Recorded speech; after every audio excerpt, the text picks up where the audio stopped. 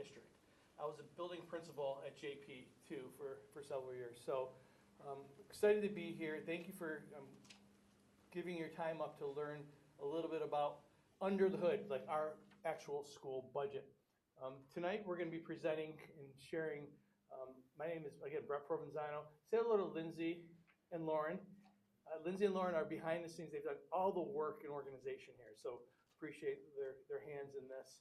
And Matt Stevens, the Assistant Superintendent. I'm Matt Stevens, Assistant Superintendent for Business. Good evening, Doug Lauf, Assistant Superintendent for Human Resources. And Dr. Tanya Wilson-Thevenason, who is our Deputy Superintendent, is not here this evening. Hopefully she can join us next week, and hopefully you'll be able to join us next week. I think February 6th, second part of our series on revenues. But I also like to thank our Board of Education. I think our Board of Education does so many things that allow us to be the great district that we are. The Board of Education expects that we continue to reach out, continue to share our story, and to get people up close and personal, to talk about the budget, not just during budget season and all the different parts of the budget. We have two board members here. Rich Muller, say hello to Rich. Hey, everyone. And Dr. Brian Moritz. And you see these other wonderful board members who may be coming in and out. And again, their hope and expectation is that people can understand the pieces of the budget, because it's not something that's very natural. There's many different parts of it, and that's why we're calling it Under the Hood, because we really want you to understand the intricacies of it. Again, we want you to understand our process, particularly how do we build a budget, who are our students, who are we serving, what are important factors that we're facing in other school districts around the county and state, where does the money actually go, and our entire process as a whole, which leads us up to the May vote. Right? This is not a presentation of the actual budget, though. Right? This is what's underneath the budget. Right? And I think it's, I think if I had to characterize this group, people who like the numbers, you all probably like spreadsheets, right? And you all like to understand the workings behind, the actual product that we are able to support and produce throughout the years. So we invite you to our budget workshops, which I'll be talking a little bit about in our actual board meetings. But here's what you wanted to know. We asked you before you actually came here tonight, how are we spending to better students' education? Like we're about, reading and writing and listening and thinking and mathematics and STEM, which is science, technology, engineer, and you put a STEAM, arts, and math, right? Not just necessarily social emotional learning and athletics, although very important components of the whole child that we serve. How do we decide staffing levels? We're going to get into that. How is the prediction of potential students based on shifts in population? How do we work with the shifts in population, because we've had declining enrollment, and how does that impact budget, right? And again, I want to know what is going on into the budget, and my children are in the district so I can make an informed decision. I want to understand how the choices are made for what spending is directed toward, and interested in the inputs of the budget. So throughout this presentation, this week and even next week, we hope to answer these questions and whatever else you come up with. We have questions, comments, leave here. Right? And if you see me trying to facilitate this and move through, that's because I'm trying to get through the beginning, middle, and end, right? So it's not like we're trying to move away. If we feel like we need to come back to a topic or talk to someone offline, we'll be happy to do that. But we really, it's like a little miniature class, except you're not getting credit, except just our admiration for wanting to be here.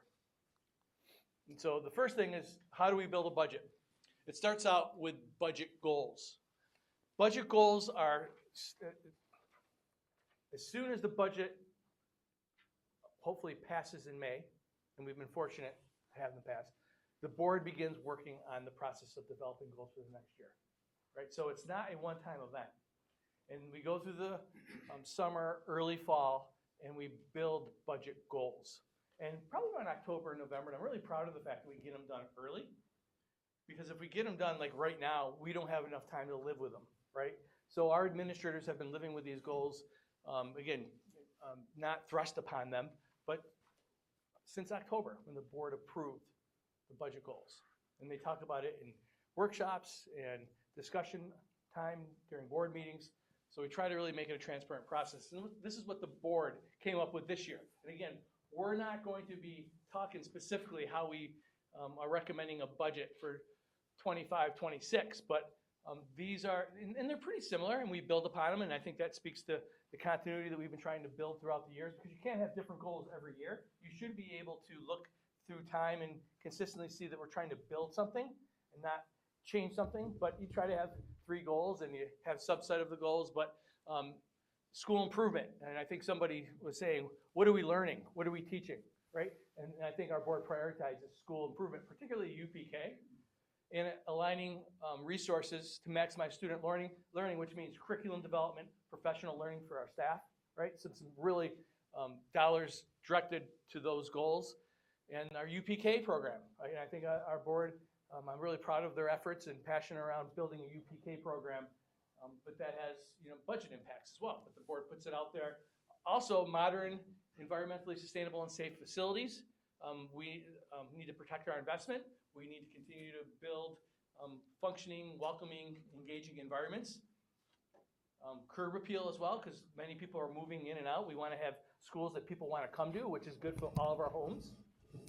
And this idea of being fiscally sustainable, keeping it right at the forefront, and always talking about short and long-term fiscal sustainability. And it's not an event, and here's the process outlined. I'm not going to go over every single date, but right now we're under the hood, right? There's multiple interactions, right? 12 interactions that we have on the budget. So the public can interact and become one with it, if you will. And you'll see the next presentation is February 6th, February 11th. We're really hitting the budget season with our non-instructional budget. That's going to be at the at the board meeting in February, and so on and so forth. But multiple interactions with the budget, and that visual really speaks to me and speaks to the budget story. Mr. Stevens is going to talk a little about types of budgets. Okay, thank you, Mr. Provenzano. So here, just to kind of highlight the different types of budgeting approaches that we utilize here in the school district. So rollover budget, basically looking at current year budget and applying % increases for the following year. Per pupil allocation, that's looking at our enrollment, applying a per pupil, a dollar amount to building level budgets and assigning those dollars at elementary, middle, and high school. And then zero-based, basically starting from scratch of nothing and then working our way up to the budget. I can say, in our budget development process, each year we use a combination of all 3 of these pieces depending on the area as a whole. So we do assign per pupil allocations to building level budgets. That we do look at areas throughout the budget to determine a projected % increase in costs, and then we look at actuals in terms of staffing based on enrollments and then benefits, all those different pieces in terms of calculating budgets for the following school year. So the next piece, I'll let Mr. Lauf talk about students and enrollment. Thank you, Mr. Stevens. So who are our students? So this is a nice chart that shows you from 2023-24, our K-12 enrollment. So 5,175 students. And then you can just see this broken down by building, and then kind of the percentage of our 8 school buildings. Again, that's last year, 23-24. K-12, and then you have the 90 UPK students last year. So there's I think a couple of people here who've been to our schools as actual students, and you might have had enrollments anywhere from 6,000 to 7,000, right? There has been steady declining enrollment, but we're pretty much leveling off now. And we've studied it, and the reason why there's declining enrollment is that people don't move, right? People are comfortable. It's a destination community. It's Canal Town, and Fairport Electric, beautiful village, many reasons to stay. And when people do move, instead of having 4 or 5 kids or 4 or 5 bedrooms, only using 2 or 3, right? Because people's there's been a shift in that demographic as well. So that's pretty much our understanding based upon our studying on why, we're not busting at the seams with 6,000 students. Yeah, so Superintendent Provenzano said, now you can see the K through 12 enrollment projections from 2014 up through 2029. We study the enrollment very carefully and throughout the year. We look at our data that we have in-house, and we also work with a consultant who helps us project out 4 to 5 years at a time. That's why you can see we're at 2029, because really going anything further than that isn't reliable at this time. But the consultant we work with is real involved, understands the information, talks to realtors, and we really get into all the information, census, everything to help us look at these numbers moving out. And you can see, like Superintendent Provenzano said, that the enrollment has declined, but hopefully we're starting to flatten out a little bit more here as we head from now into 2029 and beyond. And just as again, continuing to develop that, many have heard or know that Minerva Deland is going to be consolidated with Fairport High School in 26, 27. It's a multiple-year process, but it's directly related to what's happening here. And I think it's something that we've been developing for several years, and we're responding. But you're going to be using Minerva Deland, because if you go to Minerva Deland right now, I guarantee you there's a practice going on, or there might be a performing arts happening in the auditorium. We are going to be using district offices over there, and so on and so forth. But I think that's relevant to this conversation, is the consolidation is based upon what's happening here and how we're responding. Yes? How does the consistent declining in enrollment affect the budget? So that's what we're going to be speaking about in the presentation, but you're going to see, where the dollars are going and our costs associated. So, and then if we don't specifically answer that, we'll come back to it, because I think, again, that's a valid question. Again, next slide.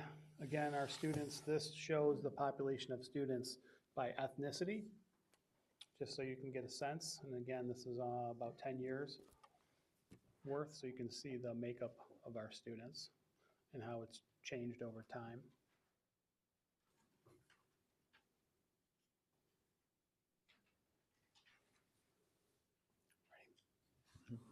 And the next one, I'll turn over to Mr. Stevens to talk about the economic pieces.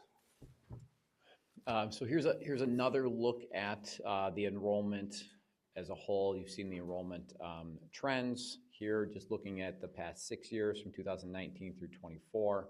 And on this graph, it offers some more insight into economic status, students with disabilities, and then our ELL population. You can see the lines here over the bar graph themselves. So in the percentage. So as a district, we're in between the 20 and 30% economic status piece. You can see approximately 11, 12% of the population students with disabilities, and then around 3 to 4% students in our ELL programming. And then here, the trend over the years of free and reduced percentages, again, kind of aligns with the economic status piece, but you can see dating back to 2015, we were below 18%, and now we're over 24%. So some of these pieces can have an impact into budgets and needs and services that we provide as a whole. So these are a combination of factors that go into our staffing. Could also be related to enrollment, kind of like discussed before, impacts the budget as a whole in terms of staffing levels. But again, it goes in line with the combination of salaries and benefits and increases that we see for pension systems and our contributions on those pieces. So it does play into the budget as a whole in terms of the development. And we see that throughout the different budget lines. So Mike, you asked a good question. You see decline in enrollment, you should see the lower budget. That's the thinking. Increased cost in special education, right? Unfunded mandates, which we're going to be talking about.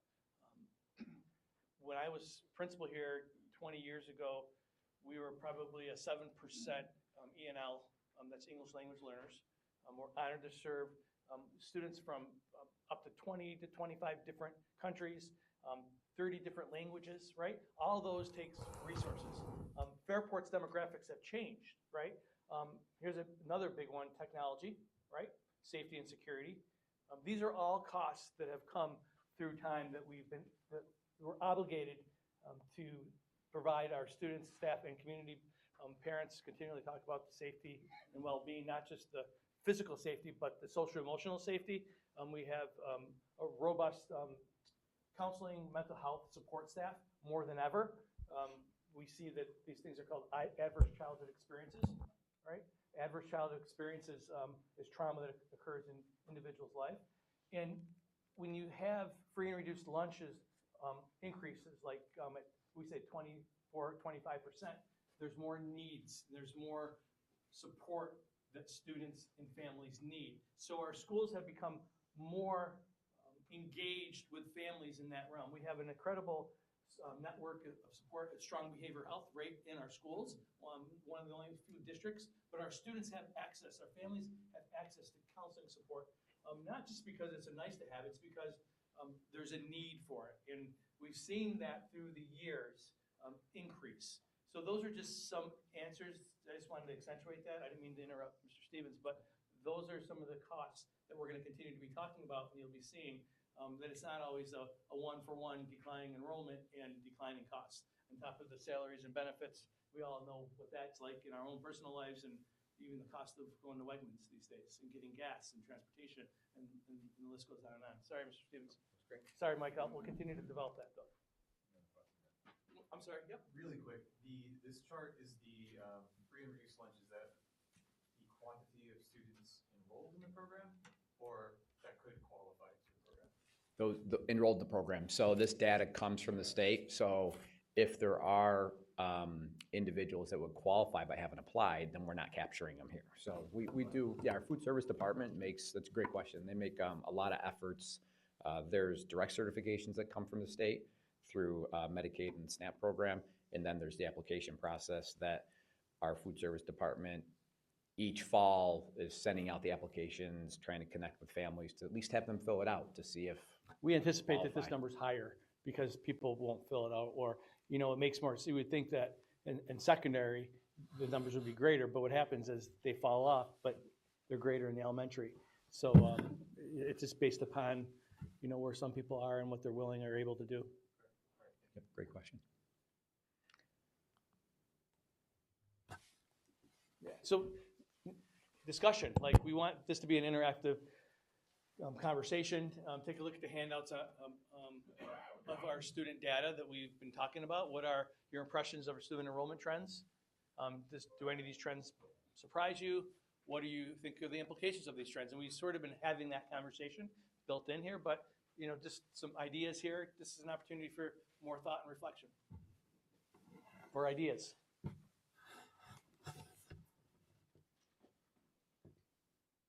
I don't want to stir the pot. This might be a little provocative. The three approaches to budgeting, how can you zero budget plan if you've already taken the other two into account? Good question. It just depends on the area within the budget. So, there may be instances where departments are looking for new programs, right? And they're going to have to start, and they're going to have to define, why is this needed? Why should this be added to the budget as a whole? So kind of building up from there. So anything that's new isn't just always assumed to be added into the budget. That makes sense to me that you would have some justification behind it. So you don't zero out the budget and say, okay, out of all the things we could possibly budget for, students, salaries, pensions, the grounds, you don't just come and build up from scratch and then converge with the other approaches. No, because in essence, the services as a whole are consistent each year. So if we're analyzing and looking at the different programs, that's done through staffing analysis. That's a piece as a whole that staffing analysis takes place annually to make sure we have the right number of staff. This is where declining enrollment will come into play. Have we seen declining enrollment? And is that now rolling through grade levels to where it could impact staffing levels? So in our minds, we see that as an approach to zero-based budgeting to say, okay, tell us why you still need to continue with all of the staff that you have in that area. Why do you need to purchase, equipment's a good example. Why do you need to purchase why do we need to roll over the equipment budget line? Tell us what you're buying so that we understand there's a purpose and need for those items. So, At the same time, family and consumer sciences, like, they go shopping, right? And a year ago, they couldn't, like, project what the price of eggs were gonna be, right? So, that's where it becomes hard, and you don't ever wanna get caught where, you know, you're caught by market conditions, and now we can't run a program, too. So I think that's where there is a blend to that. Go. yeah, and a lot of times, departments across the district are living under a rollover budget and not a applied increase to the budget because of the constraints we continue to all be under. So, in some cases, it's a good example that Mr. Provenzano mentioned, like family and consumer science.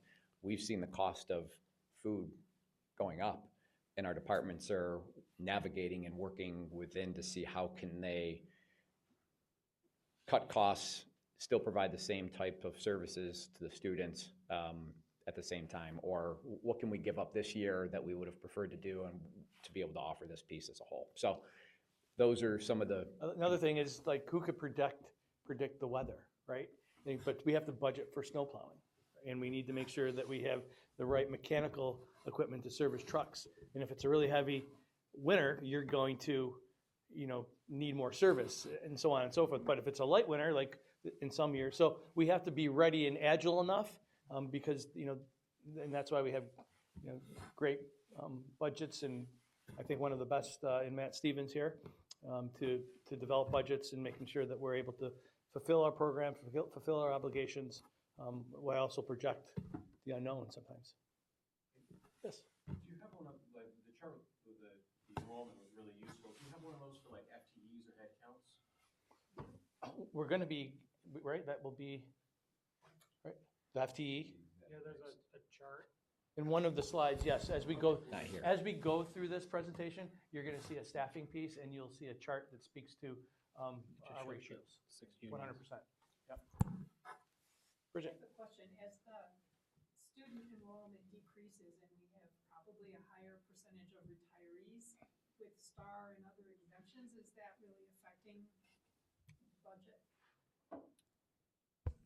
So the STAR reimbursement in those pieces. Now, so the way the STAR reimbursement works is, so when we have, if you qualify for the basic STAR exemption and then age up to qualifying for the enhanced STAR exemption, it just is an allocation of how the tax levy itself gets determined. So there's a portion of money that'll come from the state to the district versus the portion that's raised directly through the tax levy collection piece. So it doesn't impact the budget itself as a whole. It's just how the funding source now gets distributed back to the district. Yep. Sylvia? Yeah, I'd like to just make a comment on the budget and how it affects us, the taxpayers. Way back, just before the pandemic, we were all reassessed. And then the assessor's office said, we gotta cut it out because we can't meet. Okay, according to my buddy who works at the assessor's office, we are gonna be reassessed in 2026. Now, you all know how houses prices have gone. My townhouse alone, when I'm reassessed, I will be reassessed for an additional approximately $250,000 more than I'm assessed at now. So that kind of affects, you know, when you all do the budget, and those of us who are saying, oh yeah, this is great, but how is it gonna affect us with our taxes? So, excuse me, another great question as it relates to taxes and the impact. So once the tax levy is set, the district's not going to collect any additional money on that tax levy, regardless of what happens with the assessments. So there's an inverse relationship between assessments and the tax rate itself. Back in 2016 or the year, I'm trying to recall off the top of my head, was it 17, 18, 16, when they did a reassessment? Well, they were supposed to, well, They did did 1920. 1920. Said, nope, can't do it because we can't meet. They did one a few years prior to that as Yeah, well. they did that one. And in that year, our tax rate dropped about between 4 and 6%. So we still collected, the school district still collected the same tax levy, not additional funds. It's the way the tax levy is spread is allocated based on any revised assessments. So right now, if you were to look at what the state has called equalization rates, the town of Perrington has been classified of having an equalization rate of close to 60%, which means what the state's saying is the town of Perrington is not in line with where the state believes assessed value should be. So right now, because we're one township, Fairport Central School District is within one township only, the tax rate itself is still distributed evenly across everybody. So we all experiencing the same tax rate, and our values in theory are being adjusted for that equalization rate already. So when the town goes through the reassessment, and they reassess homes, if they were to reassess all homes at the same percentage, then in essence, the tax rate will fall and tax distribution really won't change too much. Back in that year, I believe, when they did the reassessment, I believe my tax bill was either about the same or less than the year prior because of the tax rate change. So it doesn't necessarily mean that if your assessment doubles, that your taxes are going to double, because across the entire tax base, assessments will also be changing. So does that help? Does that make sense? Yeah, well, this is what, I'll wait and see. Yeah, Yeah, prove it. let's talk about it after I get reassessed and get my. That's fair. It will affect different homes differently as well. Well, it's just that where I am, we're always assessed by how much the last house sold for. And that's, that was a $235,000 difference. Mr. McCabe? Some of us have gone through this cycle multiple times. We've heard all the arguments, we've heard all the discussions about the difference, 60% versus where the state thinks we should be. And my advice is, wait until the bill comes out. We'll talk. We'll come back, we'll have another one of these sessions, and we'll talk. He and I are definitely coming back. I mean, you guys all know, and women too. The numbers sound good, and it's a good explanation, and you can run the PowerPoint. Just show me the bottom line. Yeah. Right. When we're done. Back on the question of student data and enrollment, are there districts in the area, similar districts that have not seen this kind of declining enrollment, or are those limited to areas where there's new housing going up? We've seen this trend throughout the county, right? In some counties, some districts have more than others, and some are flat, but it's been a trend throughout Monroe County.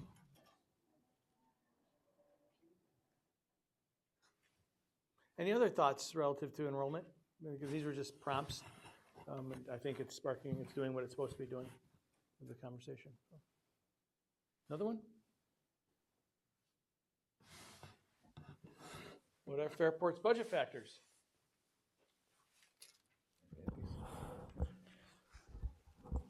So here's just a list of some of the examples of the unfunded and underfunded mandates imposed on school districts. So here you can see a list of many of the different pieces, from state reporting requirements to instructional services provided, home instruction and tutoring. We see minimum wage increases over the years, the tax cap, zero emission, as of late and new, zero emission buses, as well as maximum school temperature. Those are a couple of the newer mandates You know what that maximum we've seen. school temperature is? The governor proposed, and it starts in July, that in order for us to stay in session, we need to keep a temperature of 88. I'm looking at my. Mitigating provisions after 82 and not occupy space. So we can't hold a class in a room that has those living under those parameters. So we're trying to understand how are we paying for that, right? So we're doing the same thing, right? And as a taxpayer who lives in Fairport, I'm doing the same thing. It will impact, right? We're trying to figure out zero emission buses, right? We're trying to figure out, great idea to come out with a wonderful mandate. Sounds really good. And there's not a more fierce group of advocates than our Board of Education who we want clean air. We want to impact sustainable futures. but how are we going to build the infrastructures? And where's the money gonna come from, right? You know, we just built a transportation center, just built it. And then a couple years later, this comes in and, you know, we're supposed to go back and retrofit all that now, right? So we understand the implications of that. We're advocating for funds, but these are things that happen upon us, right? I didn't mean to interrupt you, but just accentuating some of those. Yeah, and just a couple other examples, any transportation requirements are non-public services, so students attending any non-public schools outside the district. We are responsible for health service costs that the other districts are providing our students.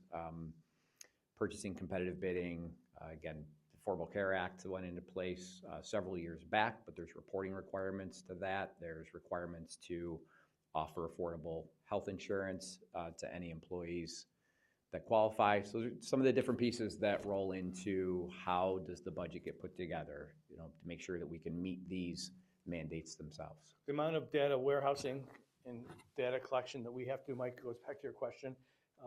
Well, we have declining enrollment. We should have a declining budget. Many of these things have been added, and some of them are worthwhile, but some of them are, you know, things that we are just obligated to do. And it takes people to do this, and you can't just take one person's job and take away something else, because that's something else still needs to get done. So it becomes about, you know, how do we get this work done? And you take a look at our English language learners, who we are so honored to serve in our community. When I came here again, there was, 7%,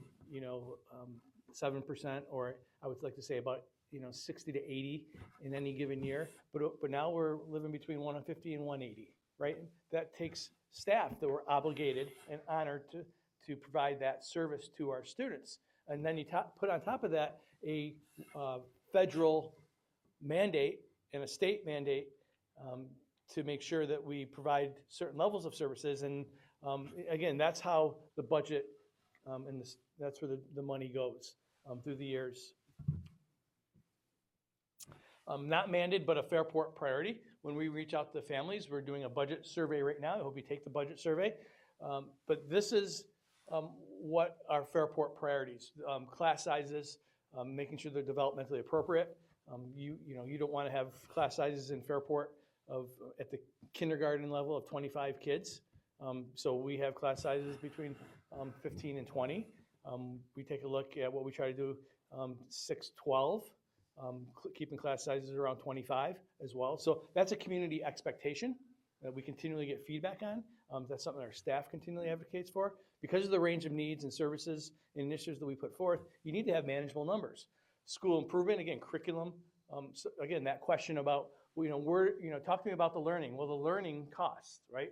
Having an aligned curriculum, talking about grading practices, providing professional development, making sure that our assessments are meaningful and relevant. All that takes time to build. And that's a community priority as well, because it shouldn't matter what school you go to, whether it's Brooks Hill or Jefferson Avenue or Dudley or Northside. The curriculum should be consistent.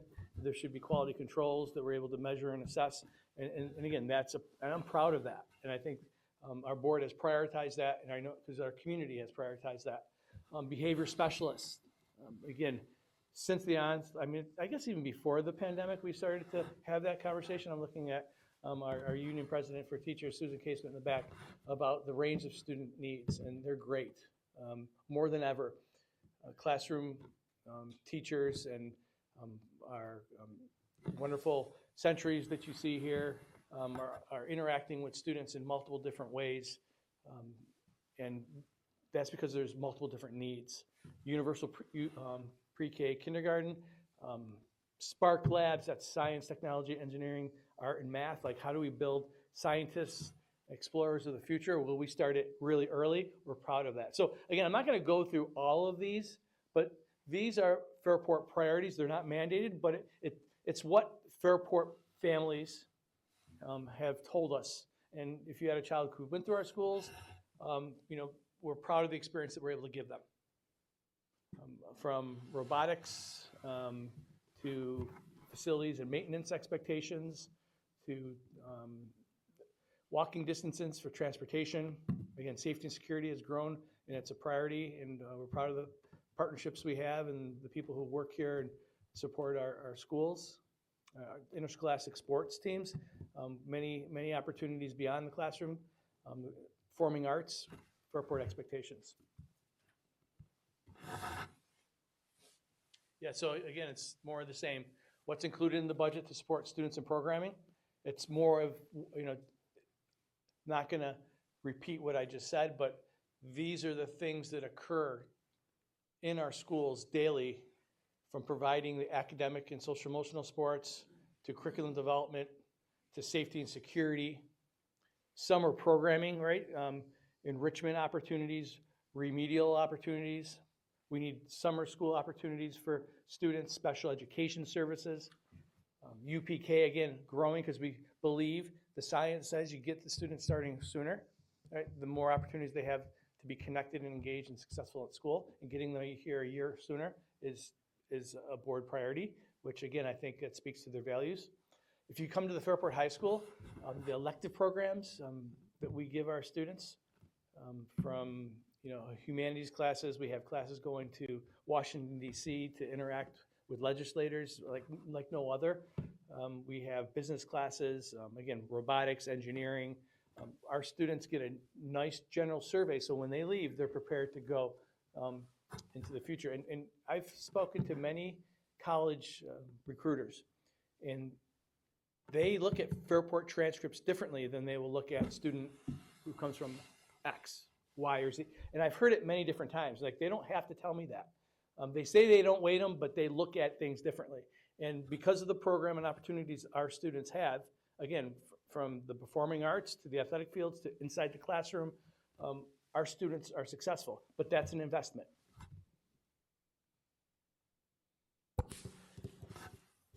So next this kind of shows the different categories throughout budget development and how do we project expenses and staffing and all those different pieces. So here, right, when we're looking at staffing related costs, we look at our student enrollment and needs. We talked about that earlier. The program offerings, what are the class sizes, as Mr. Provenzano mentioned earlier, that's been a Fairport priority over the years. Any electives being offered at the secondary level, what supports, what clubs, co-curricular activities, athletic programs, and then contractual obligations. We have contractual obligations in terms of wages and benefits as a whole. So again, rolling in the next piece, employee benefits. A few of the big pieces would be the employer contribution to the pension system. So we have employees that are members of the employees retirement system and then the teacher retirement system.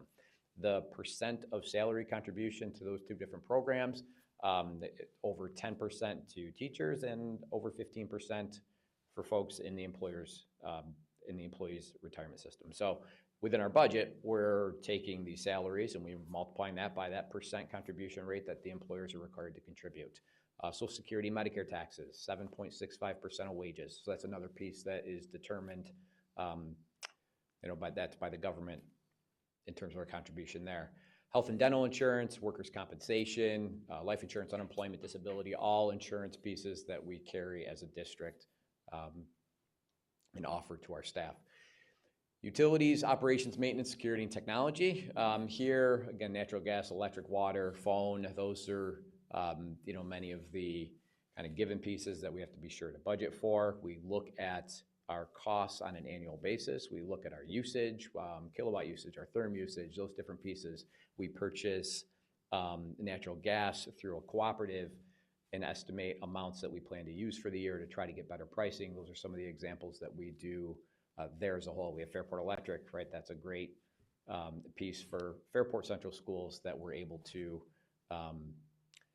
capitalize off of the cost there.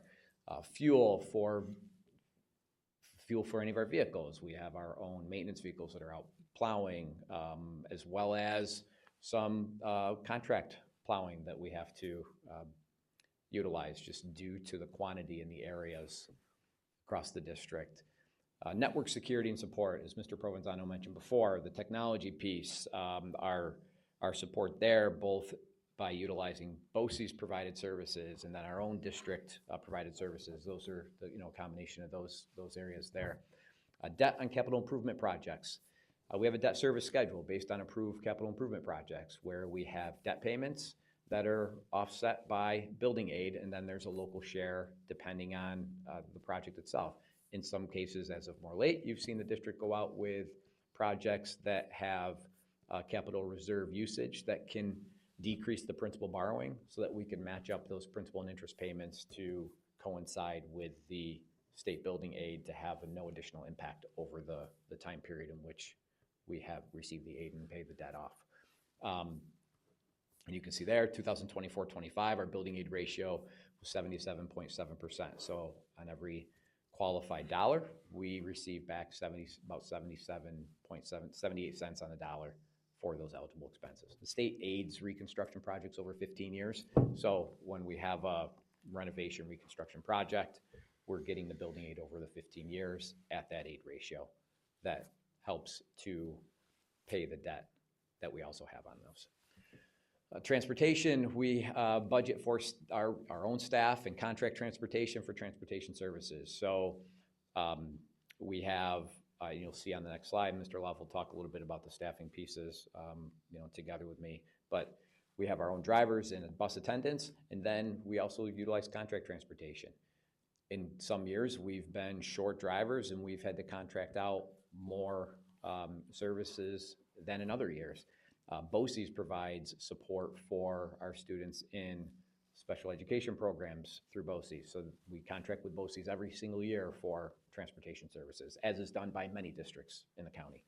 And you can see there, we have a transportation aid ratio of 71.8%. So we get back funds on those expenses as well. Those are aided the very following year, and after which the costs take place, aside from bus purchases.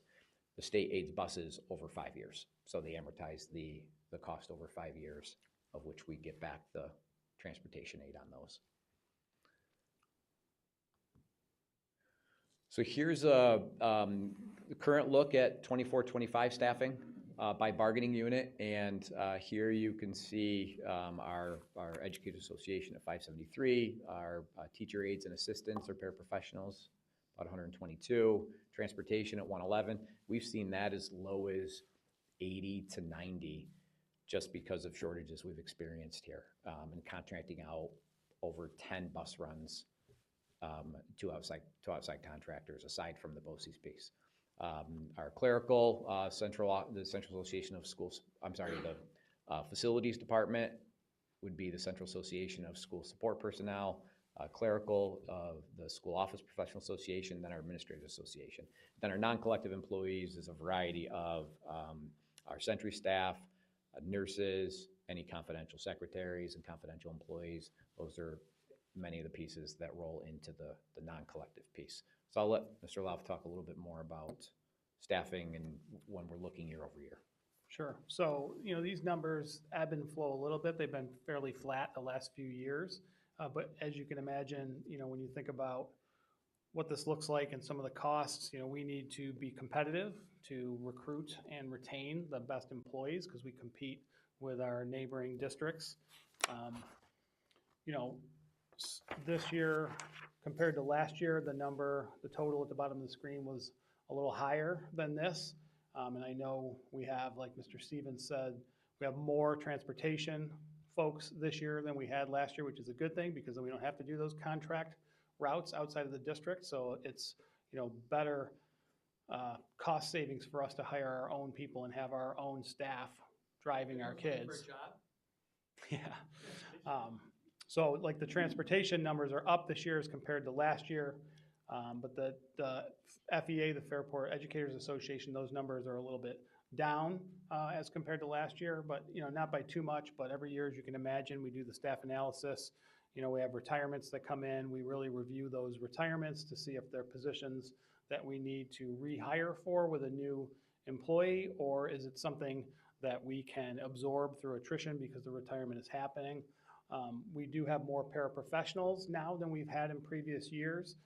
That's through IEPs and special education needs.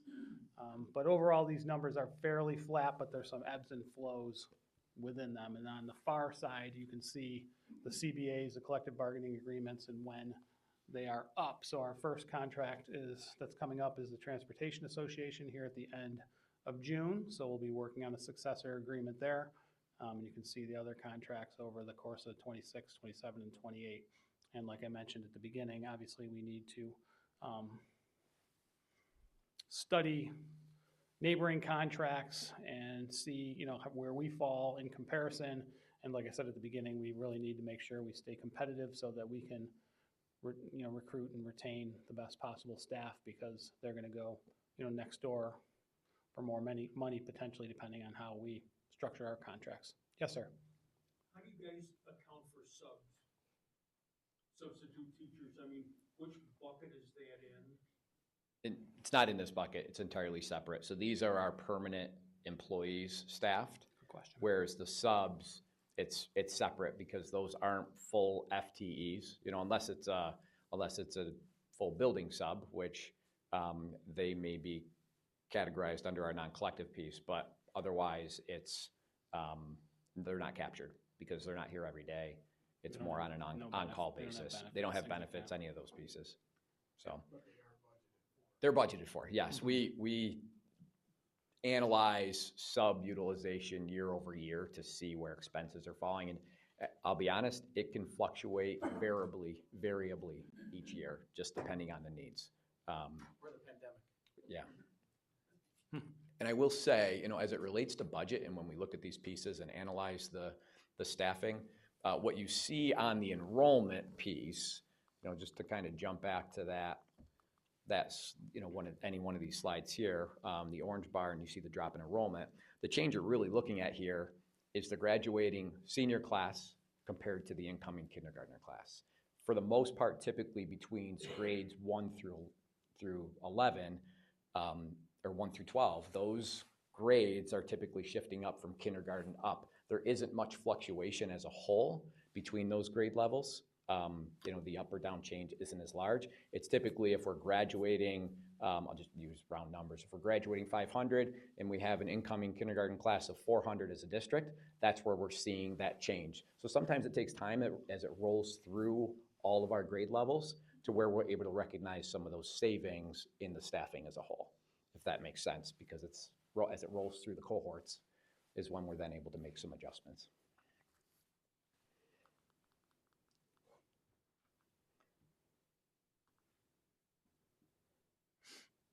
So next, just another prompt here as we move through the process. Again, we appreciate the questions as we're going along. We want to try to answer as much as we possibly can for everybody. You can see the prompts kind of up here on the screen. Any considerations included that you may not have expected, thoughts, wonders as a whole, or talk about the mandates piece. So, yes. How do you anticipate what politicians are going to do? Because from a business point of view, sometimes the marketplace has variability, but it just strikes me as if the dilemma you folks face is even more bizarre. I don't know if bizarre is So that's why, we talk about foundation aid. That's our largest source, which I believe is next week. We tried to, have consistent advocacy points, not just in Fairport, throughout the whole county. So we're really aligned. And like Saturday, we're going to a budget session with all the legislators, right? To try to let them know what all the 22 component districts want, when I'm talking about all the other districts in Monroe County. So we're really proud of the fact that we have a consistent message. Our Board of Education is part of that advocacy, and they're going to be going up to Albany in March, and we're going to be going up same time in March. So we're trying to coordinate those advocacy efforts, because you're right, if you're hearing from this and that, we try to give them, these are our Fairport priorities. In fact, Lindsay just printed a brochure today that has, these are Fairport's priorities, and they're pretty much similar to Webster's priorities, right? Everyone's a little bit unique and different, but we really try to streamline our messaging, because you're whack-a-mole. Yeah, and as the state moves through their budget development process, the governor came out with her executive budget proposal in January. So we look at the different pieces that are in that budget proposal and try to identify how that could impact the school district as a whole in our community. And then, as Mr. Provenzano mentioned, going through the process before the House budgets come out, and then before the state adopts a budget in April. So that's, kind of the process we go through and analyzing that information and try to understand what those budget priorities at the state level are going to bring down to school districts. We met with Jen Lunsford and Summer Brook, who are, government, state senator and a local legislator. With the Board of Education, Brian, actually Moritz and Erica and I met with them, and Joe Morelli as well. So we sat with them individually as well. So they're hearing these same things as well, right? And trying to, again, have a consistent theme and message. Yes. You said that the state reimbursed like 78% of your capital construction costs on qualified expenses. What proportion of like the overall expenses were qualified last cycle? So it depends on the project. So the state has what they call a maximum cost allowance that they assign to school districts by building. So they have a construction allowance and what they call incidental expense allowance, which is all the soft costs in a capital improvement project. So school districts work hard to try to get to a high percent of those costs being reimbursable, but sometimes depending on the quantity of the work, it could be, we've seen some of our projects at between the 70 and 80% of costs being reimbursable at that rate. But we knew about that, which is why we applied additional capital building reserve to help cover that additional local share costs. So as we're planning, we're navigating all of those different pieces based on funds we have, so that we can present a project as a whole that balances out the impact overall of the years. So ideally, you're trying to present a project that's in that 90 to 95%. There's always going to be some costs that the state's not going to aid, like furniture, fixtures, and equipment of existing spaces. So if you're renovating a space, they're not going to aid the school districts on buying new furniture and equipment for those spaces.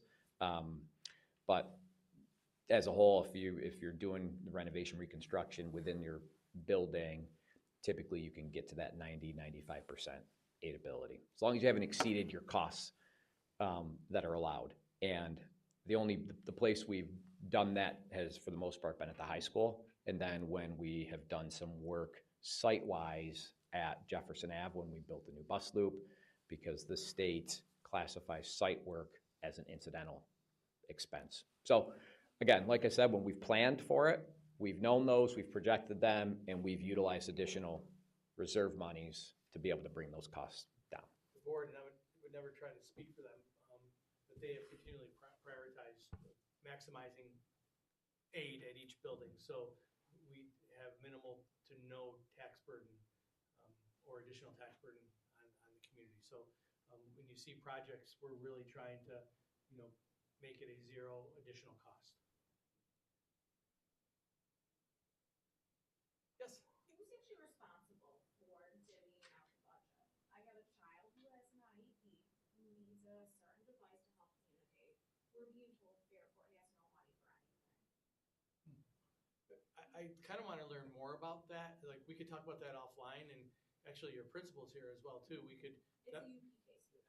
Okay, well, again, that's a whole other, that's a whole other process. So let's talk about that offline and see how we could try to understand that. We're getting the runaround, majorly. Yeah. Again, again, I'm not trying to point the finger, but using county funds versus Fairport funds.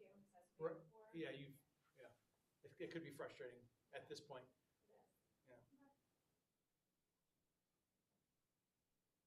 I guess just hopefully this is a softball. The unfunded mandates, are those kind of a known unknown where every year there's the possibility of another unfunded mandate coming?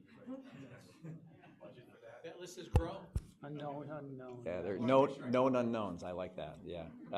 In the new, as you see the new ones pop in, right, with zero emission buses, the maximum heat temperature, some of those pieces we look at and try to plan for.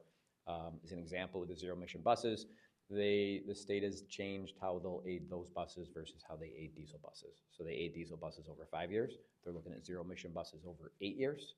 It was, before they revised it to 8 years, within the past 6 months, it was 12 years. So those are pieces that, you know, as we learn about them, we continue to adjust how we budget for those items. We're able to budget for buses entirely in the budget for diesel buses because we've gotten to a point where we have the amount in the budget that typically doesn't change too much unless the rising cost of buses are happening a little bit. And then because we're far into a cycle, we have 5 years worth of aid that is now still continuing to flow.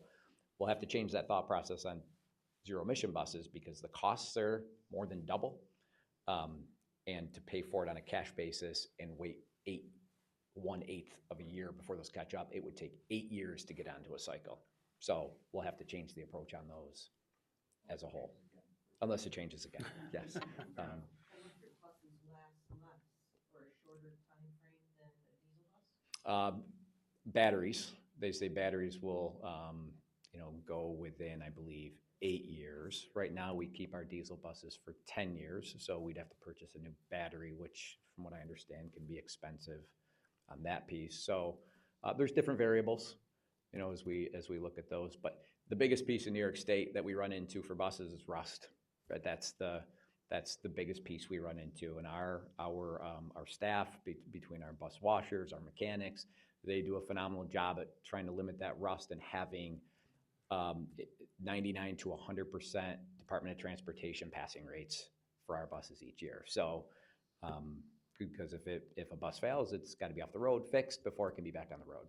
So yeah, it's probably the rust piece is what's driving that for the most part. Good question. Is there another question? No. We're going to take a 5-minute break, and we'll resume when we come back.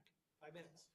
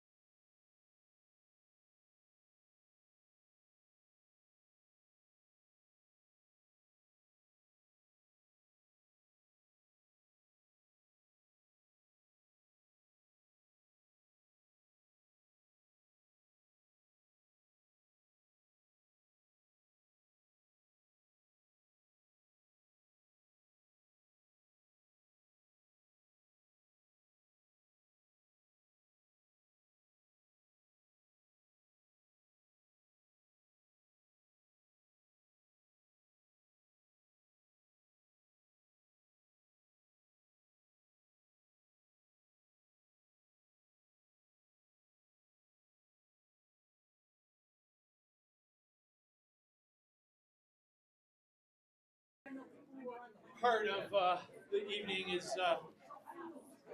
where does the money go? We are really proud of this next slide. I think you're going to really think, Sylvia. I know, you know. It's my time. So I'll take a look at that. I'll try to look at it. She used to work in. I'm off tomorrow.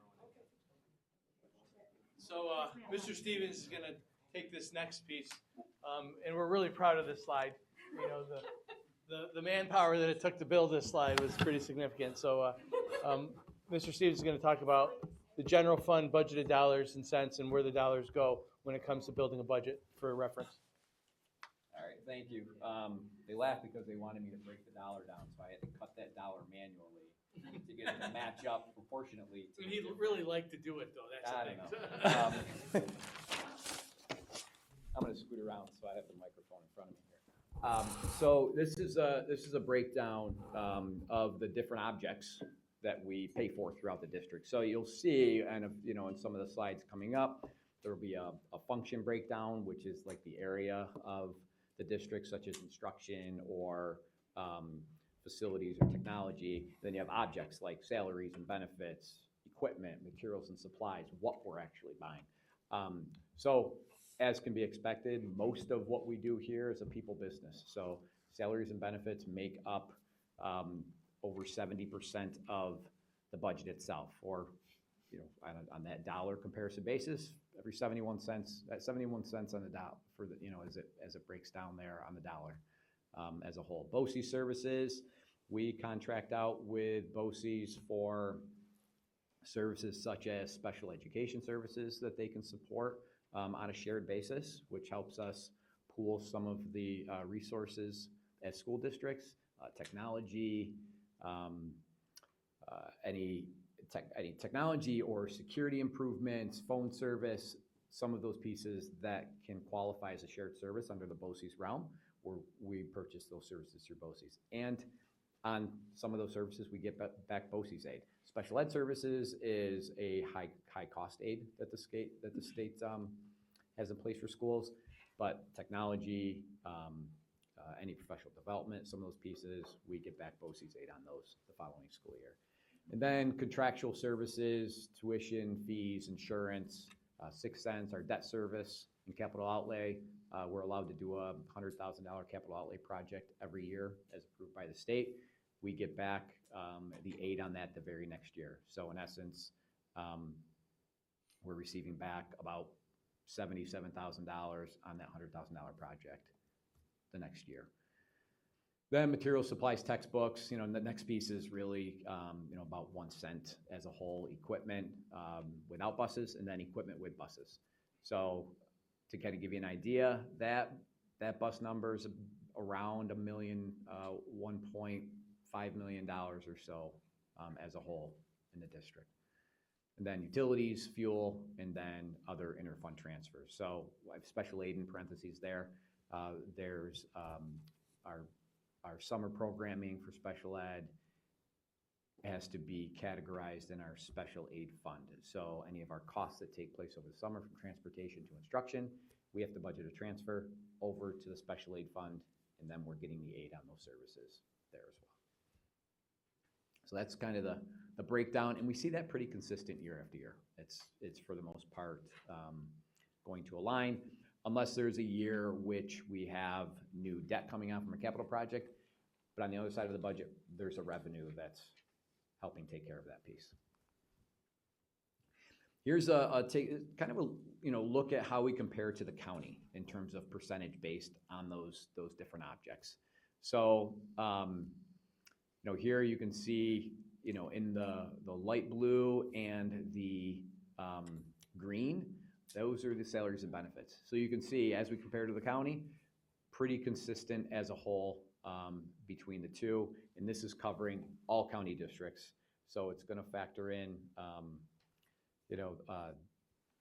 across the entire county. There just could be some slight differences and outliers as a whole that could drop some of those percentages there. And then, again, as you can see, it's pretty consistent for the most part between county and the school district. And then, like I mentioned before, function, this is, the area in which the district spends the money, whether it's general support, instruction, transportation. Within each of these, there's an object cost, right? There's a salary and benefit costs within each of these different areas. And then here, employee benefits kind of set aside all by itself as well here. So you can see instruction, which is what we're in the business of, about 50% of our total budget as a whole. Again, relating to the county, very similar as you look across the two pie charts. You'll see just a little different. You can see my note there. Our debt service is in a combination of our debt service function codes and interfund transfers to our debt service fund. So that's why you just might see that slightly different on that piece of the pie. In essence, we're combining the two, and that's how it works for the district. So this is my favorite part because I am a teacher. I was a social studies teacher, and I can't stand just talking at you, right? So we wanted to give you an opportunity to look through a series of handouts that you have in front of you. You have these, right? And we just want you to peruse them, and here are some questions to guide you as you're thinking and processing, or if you're doing it alone, or you could do it in groups. You know, I was a middle school teacher. They love doing it in groups. So just take a few moments and, think of the cost centers included in the Fairport non-instructional budget. Does anything surprise you? Right? Again, these are just prompts. You could have a totally different prompt that you're working through. You've seen our non-instructional spending as compared to expenditures in other districts. What is your impression to our comparisons that we gave you?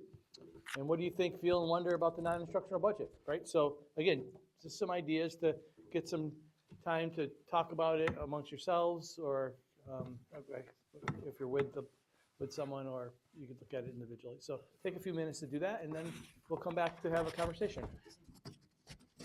5 to 7 minutes.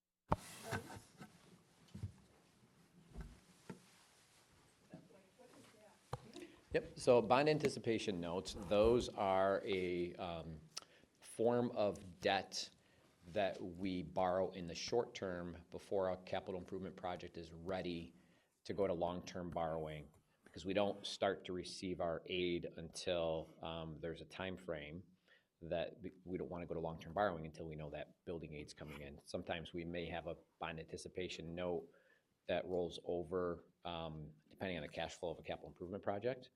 So there are funds borrowed in order to pay for the construction costs before work. It's like a bridge loan, Yes, very there much you so. go. Yep. Yeah, so there's usually an interest payment that's associated with those, because the note itself, the principal part of that is usually going to be paid off with a renewal of another note or the long-term borrowing. So. Yes. On this chart, I was looking at the brown bar, it seems to be growing. What is special items? Special items, primarily insurance. Yep. So our general liability insurance, our insurance on our vehicles. Makes sense. Mhm. You know, a lot of times, the easy way to remember is if it's going up in your house, it's probably going up in our house too. Property values go up for the school district as well. So when the property values go up for the district, replacement costs are increasing, which then will impact our liability insurance. But I will say, we have been fortunate. Buses are 1-for-1 replacements after a minimum deductible of $5,000 or less.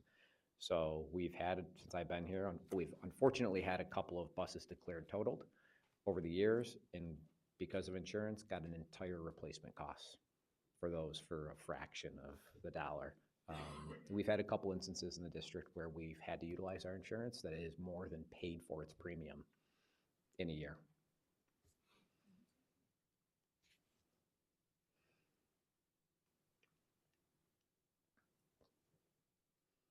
Health insurance really is expensive, huh? Yes.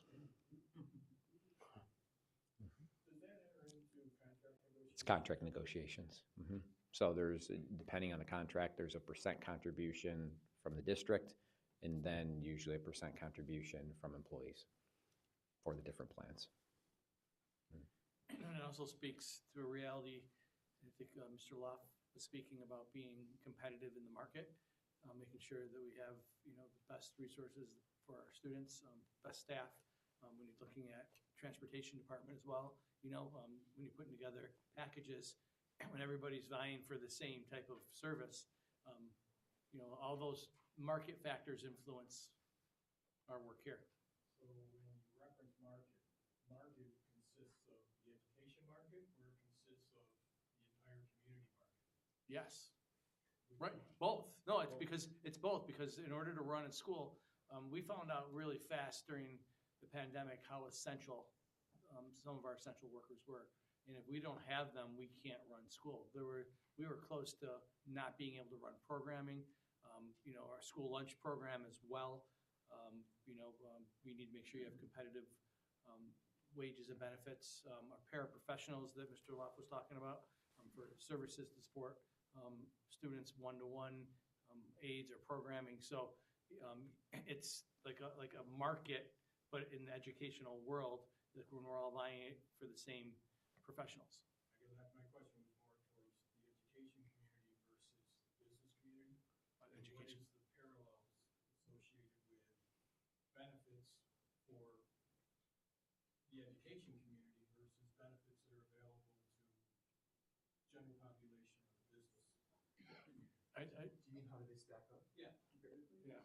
I don't have much sense of the business community. I don't mean to look at you, Mr. Stevens, to Yeah, I mean, the benefits, so just strictly speaking to like a health insurance program, the school district participates in a health consortium. So we pool with many other Monroe County school districts to increase that buying power to be able to offer the benefits themselves at a cost that we feel is competitive, you know, as a whole, as you know, as we continue to work with Excelis is the carrier, right? Work with Excelis in terms of, you know, the benefits we're getting and providing at the cost. we see as being in a consortium. It has helped the district in terms of determining rates year over year as compared to what we've sometimes seen in the market in terms of rates going up. So we have that overall buying power to have that large of a service versus perhaps employers that are solely on their own trying to purchase insurance itself. So I can't speak to, is Fairport Central School District's insurance policy better than X private company, because I don't know what they're providing or offering. They may have different contribution rates that they would put forth or expect their employees to contribute more towards. We've also seen some of that roll through in wages. Perhaps they're paying more than we're able to pay, so the benefits sometimes end up being that attraction that can bring staff into the school district. So some of our employees' benefits may outweigh the wages that they are earning in the district. So, and it's a big desire for some of those folks to get the benefits. And We have some who just work here for the benefits, because the wages are what they are, but the benefits are more of a priority, and maybe their spouse, significant other has another, piece to their puzzle, but. maybe they're self-employed. Those are, Can you speak to the difference between central admin and central services? What do those look like? Yep, so central admin, that's pretty much superintendent's office. So kind of running through here, Board of Education includes our clerk, our votes are budgeted through there. Central admin, superintendent's office, finance would be any business office functions, payroll, accounts payable, the office that, I oversee as a whole. Central services, that involves buildings and grounds as well as technology. So that falls in there. 16 in security. 1620 is custodial. 1621 is maintenance. 1622 is security. 1680 is our non-instructional tech costs. So that's the great question. Yeah, central services. That's the state overall categorization of that title, and it does break down more into specific function names. But yep, that's that piece. One, I kind of want to highlight, I talked a little bit about capital improvement projects and when we use reserves to reduce our principal borrowings. And in gray, dark gray, you see in some of the years a dollar amount there, or a bar, in some years not a bar. That's when we have that transfer from our general fund reserve to the capital fund to support that project. So that's why you might see those are voter approved projects. You might see that not consistent year over year because it's specific to a capital improvement project that's been approved. So that's those dark gray bars above the orange. So my understanding is that if you're doing a state allowable capital expenditure and then they pay back the 77% over the next 10 years, is that then part of the revenue stream? Yes. Yep, it'll be on the revenue side. If there's a whole, we budget for the building aid on the revenue side. Great question. Yeah, our local share, can range between, 1.5, 1.8 million in terms of that difference between the debt and the aid coming in.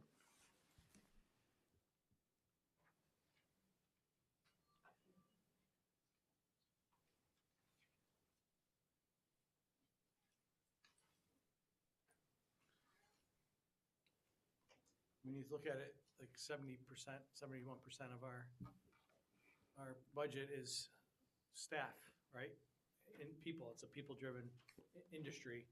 And then you look at that graph, it in my mind, it just makes sense. And I think, Tim, you were saying like, wow, like benefits really is that significant. I mean, it was a thinly guised jive at how expensive healthcare is, and I don't like it. Yeah. Another way to couch it would be, look at the school has to spend $23 million on healthcare for people. Right. Yeah, built within that light gray would be the health, dental, workers' comp, ERS, the pension system, FICA Med, all of those pieces roll. Matt, advance the slide, there'll be another. Oh, there you go. Yeah, we broke it out. So here you go. Here are the different types of benefits. Forgot I broke it out. So again, like I mentioned, those are the pieces that make up that light gray bar on the previous slide.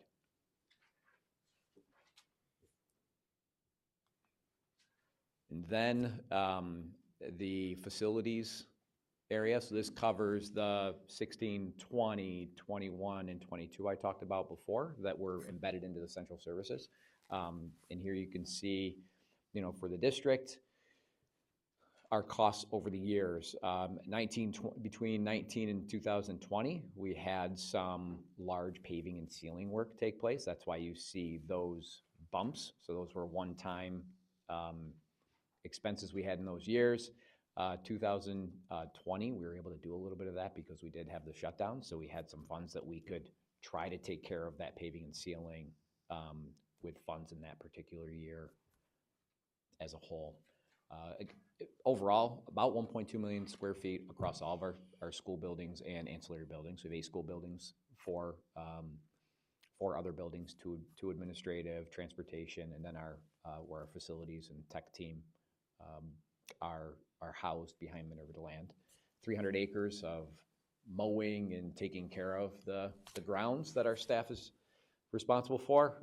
Sometimes once you turn around, especially in the early spring, the grass is long 4 days later. I've personally experienced it at home, so. So the thing that always amazes me, you go to our schools, they're being used right now, right? And, the gymnasium, auditoriums, right in this building, like when we pull in August to the time, school ends in June and July, and even through the summer, especially our secondary buildings, there's wear and there's use, and that's a good thing. Like we want them to be, and like that stat, 1.2 million square feet, 8 buildings, 300 acres. That's incredible. And having a staff, Aaron. One number last year was approximately 7,000 scheduled events hosted in these buildings. That's not including the classes every day. Right? Before school, after school, and weekends, 7,000. It's a lot.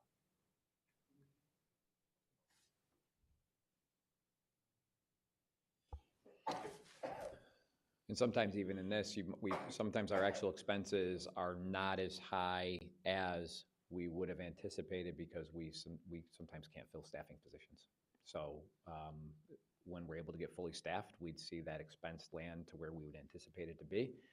In some years, we are without custodial staff for an extended period of time, just as we continue to try to work through the filling process.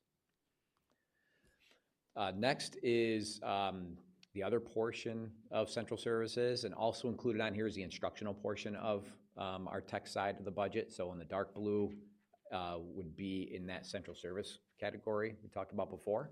The light blue would be our instructional portion of technology.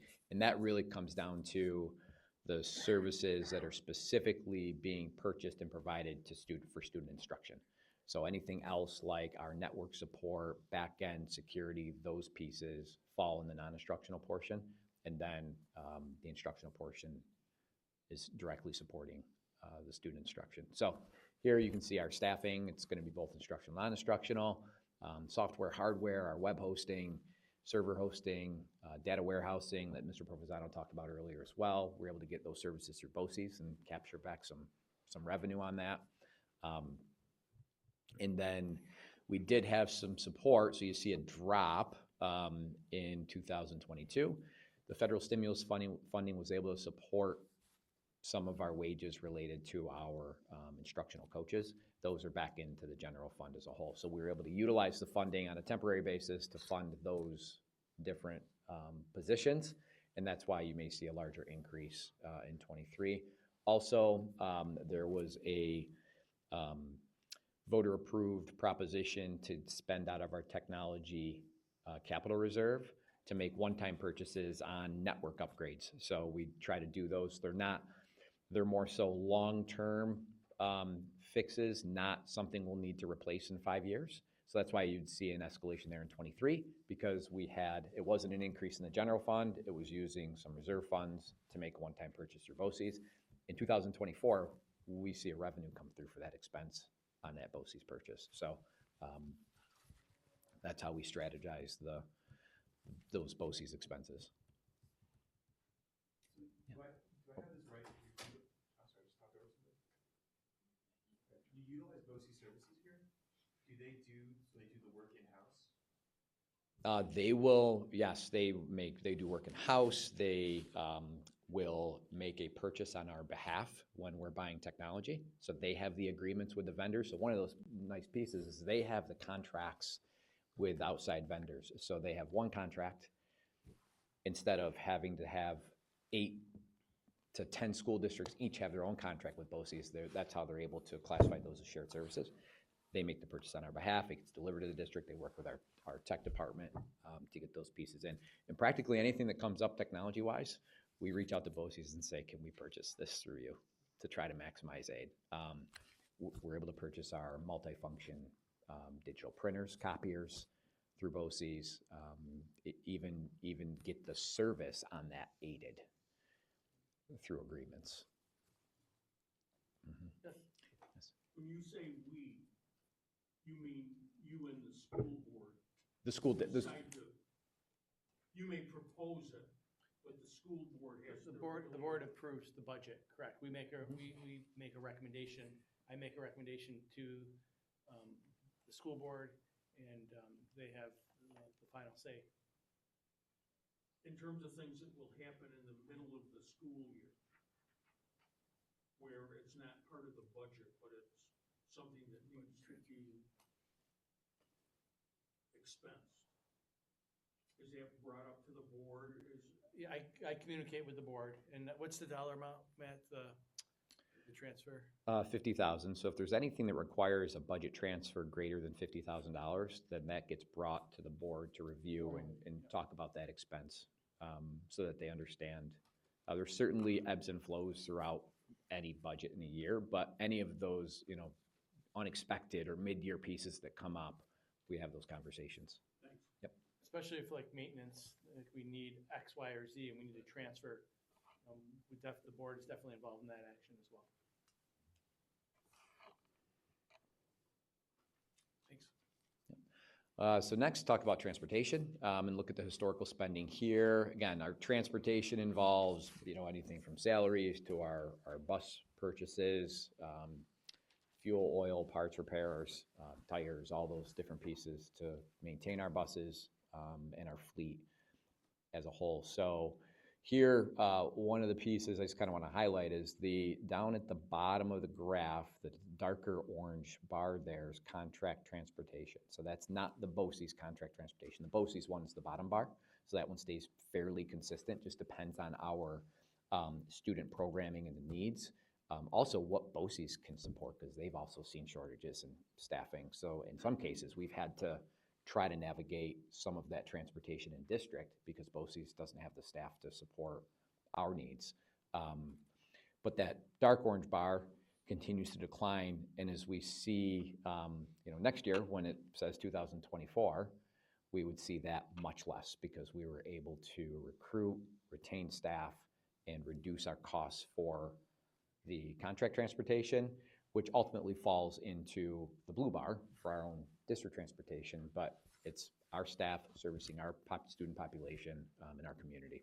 So, but that's one of the pieces. Like I said, we've seen it as high as greater than 15 runs, and that's dating back to 2020-21 school year. What's the category homeless? So according to McKinney-Vento legislation, the district is required to provide transportation for homeless students. So if they become homeless while residing in our district, then we'd be required to transport them to our district school regardless of where they live.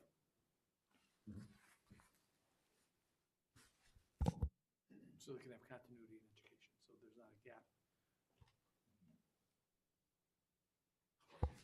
So, Mr. Stevens, we're going to transfer to the next part, the instructional component. Just because, just trying to move us along.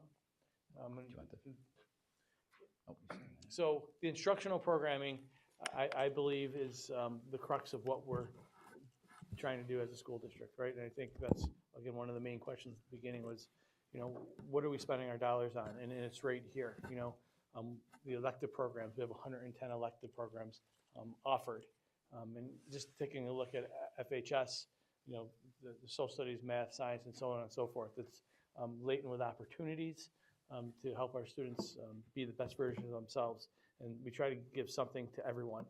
The level of advanced courses, 140 courses offered at FHS, including 18 advanced placement courses, 7 SUPA, Syracuse University Project Advanced courses, 8 dual credit MCC courses, 7 SUNY Oswego's, dual credits, and 3 Genesee Community College. And again, in sending kiddos to school from Fairport, you know, my students were able to, my children were able to benefit from that, and that helps, you know, their education. And, you know, I have one even graduating early, you know, which is a good thing. Spending money in different ways, right? And again, from the music, performing arts to universal UPK, the social emotional curriculum, again, that's something that's really evolved through the years of, you know, giving students the right habits of mind and skill set to deal with all the things in their world. We have a robust health education programming. Again, that's a commitment from the Board of Education because they view the social emotional components and the health and well-being of our students just as important as, if not more important than, you know, the curriculum writing and the enrichment, which are also priorities. And this is our programming. And here's a breakdown similar to what we saw with the non-instructional spending, how it lays out for our instructional spending. So the different functions across the school district, and these functions, just to highlight this, these functions are the same functions across any school district. So if you were to go to another school and look at their budget, they're going to have the same categories of spending that are shown up here. So the biggest areas on this chart, you can see relate to our teaching regular school, 2110, and our 2250, which is our program for students with disabilities for school year. So that's during the 10-month school year. And that's you know, a major bulk of our instructional programming between those two. And then many of the different functions we also have that are categorized, right, our program for English language learners, occupational education, so our family and consumer science, our tech programming, any of our business courses, those fall into that category. 2610 was the cost for our library media specialists and the program under our library piece, and then guidance, health services. So you can see many of the different pieces that make up the instructional portion of the budget.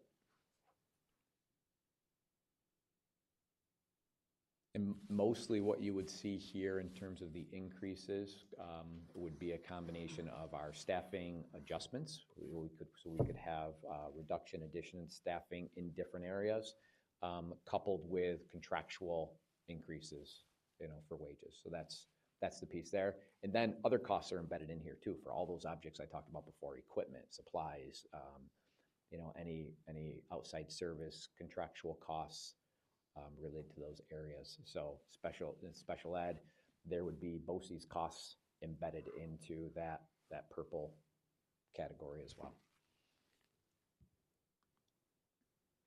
And then here, how we compare to the county. So just kind of highlight, you know, what this looks like overall. And most districts are in that 48 to 50%, 51% area for their instructional spending.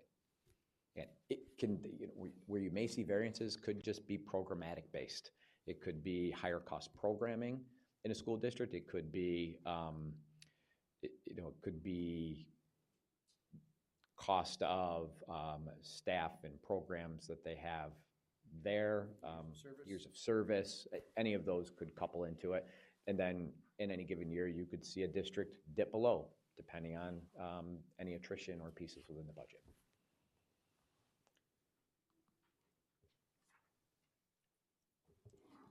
You want to jump in? Yeah, I mean, just again, we just went through that. We don't want to, you know, we would love to hear your thoughts about our instructional programming and, you know, some of the things we just went through. So this is just an opportunity just to react to it. Yes? 2259, the programs for English language learners. I think that's gray, right? That's the gray bar.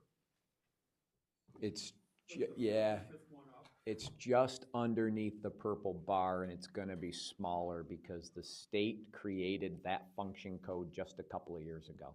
So instead of it being categorized under a 2110 code, they added that new function. It's gonna be very small, yeah, if at all in there, just because it just went in place a couple of years ago. So we had to reallocate within our own budget to that function because the state created a new function code. Because based on what Mr. Provenzano said, you would think that that increase over, as the population base went from one number to a bigger number, you'd see, at least in my simple mind, the size of the square would get bigger, the You're- size of the rectangle would get bigger. You're absolutely right. It was in that pinkish color before. That's where those expenses were existing. Yep. Give it time. Mhm. It's also relative to quantity, it's pretty small, right? The increase was from like 1 to 7% of the overall enrollment, I think. So that's a good 70 students maybe. Yeah, it'll be, dollar-wise, it'll be much smaller than in a real, probably small line, State if sets- at all. And the state sets Yeah. some unique and, yeah, I think practical regulations around that, like, you know, the number of services that they need to have, the types of services, the level of services. So that influence, it's not always a pure ratio. Yes, Mike? Yeah, so I want to preface this that I've worked in the private sector my whole life. I'm very naive when it comes to the public sector. I just know they take a lot of my money. So in your opening remarks, I noticed the phrasing that you used, and I wonder why, and I know you probably did it on purpose, and I'm wondering why phrasing was used. You talked about fiscal responsibility or fiscal sustainability in lieu of fiscal responsibility. Fiscal sustainability is making sure that we could sustain our programming in a responsible way too. I would say that they're one and the same too, right? I think they're similar, but I know you chose that phrasing for a reason rather than. Well, sustaining our, Because I think fiscal responsibility when it comes to, like, again, I'm naive on the public sector, but I think fiscal responsibility does not comply in the public sector at all. I just don't think it is. I think there's a lot of waste that goes on. I don't know what else to, that's why I'm trying to understand. get a better Appreciate that, understanding yeah. of What's going on. I feel from my perspective, you know, I probably use it so many times interchangeably. Again, to be able to give the level of service that we need to give. And we're honored to do all of the service to our students because it's an important benefit for our community. We need to be able to sustain ourselves, right? But we also need to be responsible to make sure that we're maximizing BOCES aid, to make sure that we're advocating appropriately so we can manage costs where we can manage the costs. So thank you for that feedback. I'll definitely. Can I do a follow-up on that? Of course. If you don't mind? So you talked about, you know, there's a lot of the stuff, it seems like it's very mandated and there's not a lot of changes going on. But there are some variables in the budget and everything. Like, let's say we have a light snow year and you don't add that. Where does that money go then? Does it go somewhere else to either use it or lose it, or, you know, how does that work? So annually, we review the actual revenues and actual expenses as we approach year end, which our fiscal year ends June 30. And we review that information with the board. And then a decision is made whether or not to fund any reserves. Also within the budget, you'll notice there's a figure called assigned fund balance, which is surplus monies from the prior fiscal year assigned to the following fiscal year to balance that revenue side. Typically what we've seen, it can depend on the year. As of late, we've seen interest earnings much higher than the past. We've also seen interest earnings You get paid interest on on our monies. Yep. on the monies that So we invest, our treasurer invests monies, and we include that as part of the budget and revenue. So we've seen rates higher over the past couple of years, but we've also seen rates under 0.5%. So those fluctuate, those can fluctuate. We've seen the Fed drop the, 25 basis points at a time, a couple of times for dropping 0.25% in terms of the Fed funds rate. So we analyze it to try to make it a little bit more confined for you. We analyze it year over year. We determine what we're going to give back to taxpayers to help support the budget instead of having to perhaps propose an override to the tax cap. We try to stay at the tax cap year over year to keep that piece in place. Our revenue at the state level, as it relates to foundation aid, which is the major operating aid, and we'll talk about this next week, that's usually set at a dollar amount. So, and our revenues, many of them are determined off of expenses that'll flow the following year. So many of those pieces are fairly constant as a whole, and it's not like we're necessarily creating a whole new revenue stream for the school district. So sometimes we need to be able to support the budget the following year for the taxpayers in that. So, our goal is ultimately, it's one point or another. The goal is to make sure that the community is able to capitalize off of any surpluses we've had. So whether it be a capital project that instead of us having to bear that full 23 cents on the dollar every time there's a project, perhaps we can cut that down to 5 cents or 0. Those are some of the ways that we give those funds back. Mm-hmm. Yeah, and it's all reported.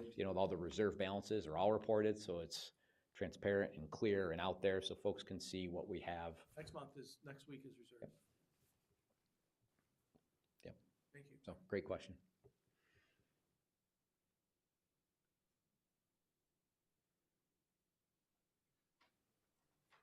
When's the quiz?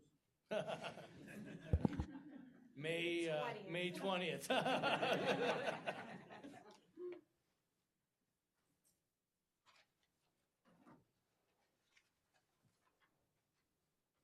Any other thoughts? 2110 is teaching, that includes salaries for teachers, I understand? Yeah, it's teaching from elementary to secondary, outside of the ones that you can see are separate. So yes, and it's salaries, it's equipment, supplies, materials, paper. Paper's a major expense of what we do. So yeah, that's Just an observation, it's like the quantity is about the same as the benefits.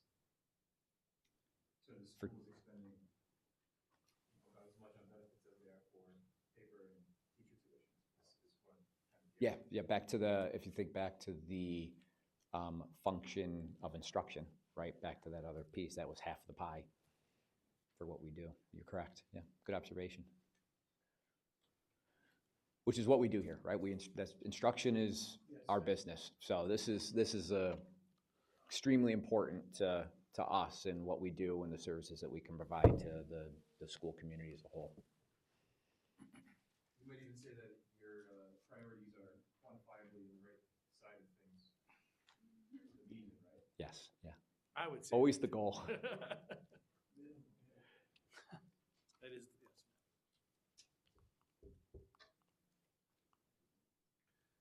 So what's next? Again, here's the timeline. The next session is February 6th. That's going to be focusing on revenues, which we'll talk about how, we try to fund all the expenditures as we move forward. You guys have been great, great questions, helping us moving along with it. This is our second year doing this, and we're learning from you, and we appreciate the feedback that you've been giving us. And again, you can see, it's just not going to stop here. Again, going through on February 11th, where we're going to be talking about the non-instructional budget at workshops, at board meetings, and March 6th, there's the instructional budget, which we're going to break down and get really granular with it.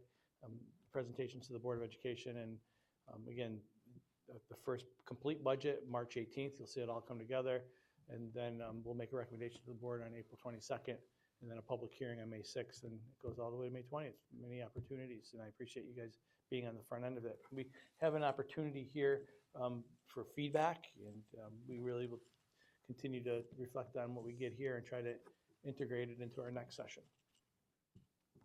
Last year, we didn't even get through half the slides, so I think we might have improved our fluidity, so thank you for working with us. And there's more. Thank you.